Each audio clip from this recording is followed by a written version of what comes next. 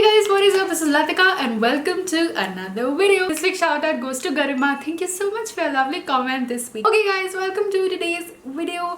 Now for today, I just thought of doing like a very chilled out natural makeup look, and this is also the kind of makeup I'm doing if I want to be a little bit more dressed up for video calls, for online meetings. I guess from now on virtual meetings are going to be a huge part of our lives, and I have been attending lots and lots of online meetings, sessions, workshops, even thanks to Next Up. So this is just a little makeup routine that I follow when I want to look a little bit more put together, a little bit more awake. Also the makeup look I do for video calls does differ a little bit. How your makeup appears on webcams does differ. So we will be doing that, and I will be getting into a little bit more detail as we go on with the tutorial. One thing that I want to say before we move ahead is that this is not like a rule that you have to follow. It's just my suggestion and what I follow. There are days when I don't feel like applying makeup and I'm just barefaced on the camera, and that is okay too. I'm just sharing this particular routine when I am in the mood to apply makeup, get dressed up. Also when I do tend to dress up for like online sessions, I don't know, I feel more active. As it is, it's so monotonous, just looking at one screen throughout the day. But I feel more awake, I feel more ready, I feel more present. And if you are interested to, then I think let's get started. Okay, so let's get started. The first step has to be skincare. Now, whether or not I'm applying makeup, I think this is the perfect time to repair your skin, to take care of your skin. Whereas it is indoors most of the time, so the contact with pollutants is as it is less on our skin. And apart from that, even my frequency of applying makeup has gone drastically down. So it's the perfect time to just focus on your skin. So I've just cleansed my skin, and now I'm going to go in with this Sapphire Botanics Dew Face Mist. So very kind to send me a few of their products to try out. The brand is entirely plant-based, it's clean, it's vegan, and I have been loving their products. A full detailed review is coming out soon.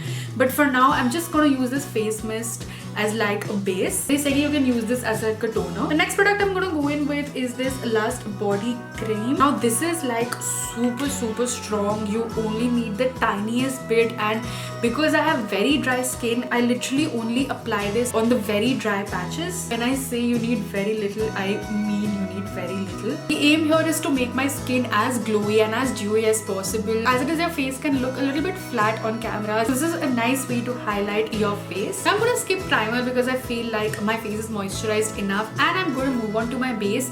Now once again, there is no compulsion. You can use a BB cream, a concealer, or just a foundation, whatever you like. What I personally like to do is have like an even face. So my light comes from above, like I don't have a light coming directly onto my face when I'm on like a meeting. So it can tend to create like very dark shadows under my eyes. Again, I don't like that look personally. So I just like to even out my skin with my Fit Me foundation. Again, I'm going to go in very light-handed with this. Just concentrate on the areas where there are patches.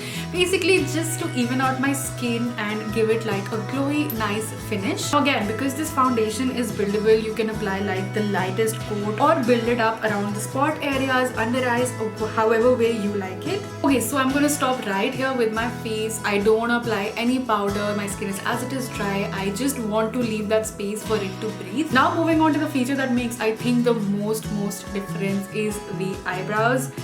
Trust me, they can like make or break your look because they are so distinctly visible on like the camera. So I love to shape them. I have tried to shape them as best as possible using my eyebrow razor, and whatever now edges I have left, I'm just gonna do that with a pencil. I like to go in with like a light hand on the front and then a little bit more heavier hand towards the end and towards the arch. Okay, this is the best they are gonna get. I think we should move ahead. Now eyeshadow for me is like barely visible on camera, especially the glitter ones. So the only thing I like to do is take a eyeshadow brush which usually has like an orange or a brown or a red left over on it, and I just apply that on my crease area.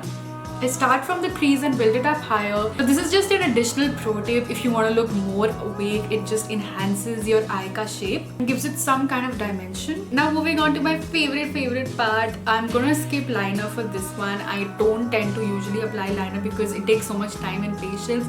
But the next best thing for me is mascara, and again this helps you look much more awake and eyes look so good. I feel like on the camera you can go all out with the mascara, so that's what I'm going to do. Now I'm going to use a combination of two pretty much opposite mascaras here.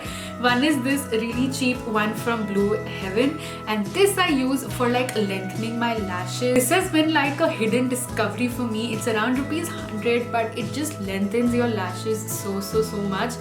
And the second one is the trusty classic Lash Paradise for that beautiful volume and to make sure that your mascara stays on all day. These days I'm like loving going all out with mascara. Even if I'm not wearing anything on my face and I'm like wearing a mask, then I love my lashes to be like extra long. Okay, so we're almost done here. Now I'm not doing any bronzing, any highlighting. That's too much for me.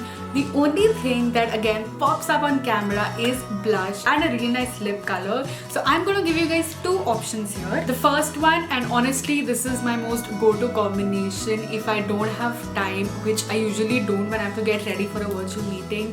I just take my nude lipstick and I do like one swipe here, one swipe here, and the rest as lipstick. You can use a brush or your fingers to blend it in. And honestly guys, blush on camera appears like a little bit less than in real life, so you can go a little bit overboard with your blush. Now this is where I stop 90% of the time, but if I'm in the mood to be a little bit extra, the last step I like to do is take like a blush highlighter palette and yes, put on a little bit more like powdered blush. And again, I just take a fluffy brush slightly through my highlighter and apply it on the nose, on the high points of my cheeks.